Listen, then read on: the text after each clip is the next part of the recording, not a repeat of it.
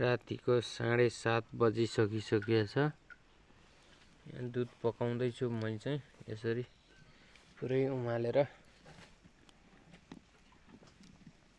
एकछिनसम्म उमाल्यो भनेदेखि मिठो हुन्छ दुध, त्यही भएर उमाल्नुपर्छ।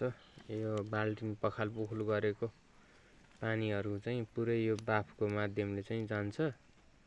त्यसपछि दुध चाहिँ मिठो हुन्छ, एकदम टेस्टी हुन्छ नि त।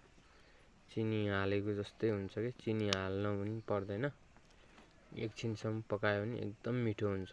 कम्तीमा पनि आधा घन्टा चाहिँ पकाउनु पर्छ। यो 1 गुडिया दुध भयो भने र त्यही 5 मुठी